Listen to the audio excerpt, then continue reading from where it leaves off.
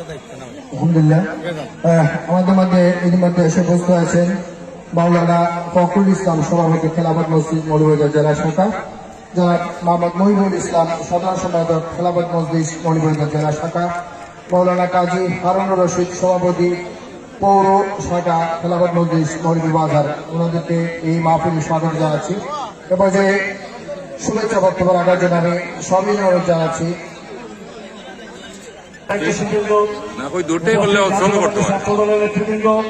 উপস্থিত ইসলামী ছাত্র শিবিরের নেতৃবৃন্দ, উপস্থিত সমাজের সাংবাদিক ভাইয়েরা, আসসালামু আলাইকুম ওয়া রাহমাতুল্লাহি ওয়া বারাকাতুহু।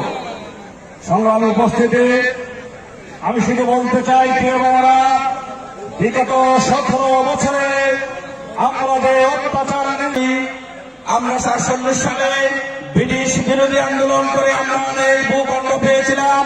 পরবর্তীতে 71 সালে পাকিস্তান হানাদার বাহিনীর নিকট থেকে আমাদের বাংলাদেশ নামক ভূখণ্ড আমরা স্বাধীন করেছিলাম।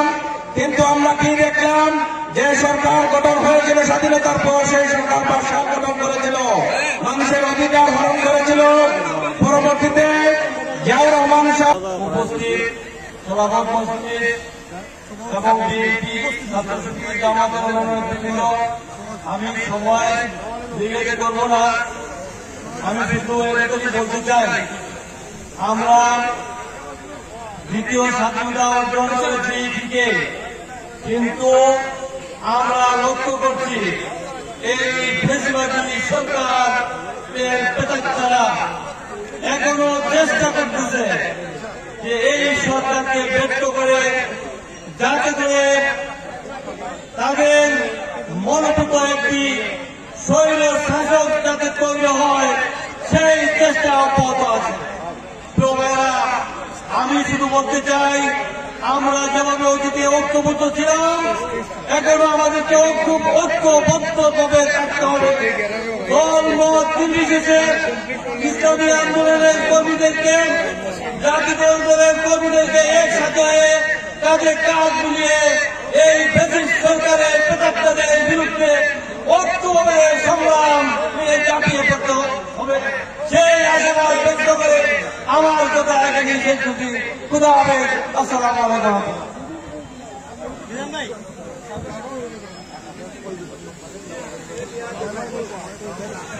ধন্যবাদ। ইতিমধ্যে আমাদের মাঝে এসে উপস্থিত আছেন বাংলাদেশ ইসলামী ছাত্র শিবির মৌলভীবাজার জেলা শাখার সম্মানিত সভাপতি কাজী দাইয়ার আহমেদ, ওনাকে স্বাগত জানাচ্ছি। আমাদের মাঝে উপস্থিত আছেন মৌলভীবাজার জেলা বিএনপির অন্যতম সদস্য আনিসুজ্জামান বায়াস, উপস্থিত আছেন জনাব আব্দুল হক, মৌলভীবাজার জেলা শাখার অন্যতম সদস্য। ওনাদের সকলকে আজকে এই মাহফিলে স্বাগত জানাচ্ছি।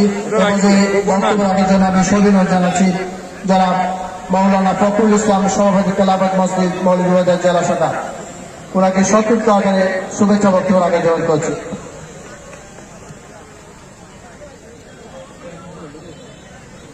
বিসমিল্লাহির রহমানির রহিম। বাংলাদেশ জাতীয়তাবাদী দল মৌলভীবাজার পৌরসভা কর্তৃক আয়োজিত আজকের ইফতার মাহফিলের সম্মানিত সভাপতি সাহেব, উপস্থিত মৌলভীবাজার বিএনপি নেতৃবৃন্দ, আজকে ইফতার মাহফিল করতে যাচ্ছি, যেটি দীর্ঘ 17 বছরের মধ্যে আমরা করতে পারিনি।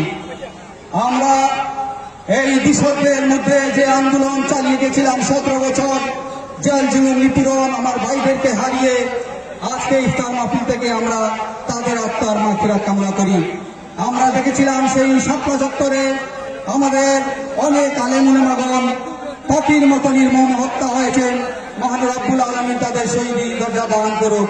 আজকের মাহফিলে থেকে আপনারা জানেন, আমরা বিগত 17 বছর আন্দোলন সংগ্রাম করে স্বৈরাচারের পতন ঘটিয়েছি ঠিকই, কিন্তু আজও আমরা দেখতে পাই বিভিন্ন প্রশাসনের বিভিন্ন ক্ষেত্রে সহ বিভিন্ন মাধ্যমে ওই স্বৈরাচারের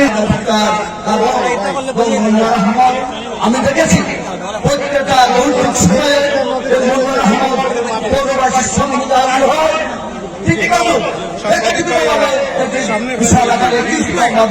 শুরু করেছে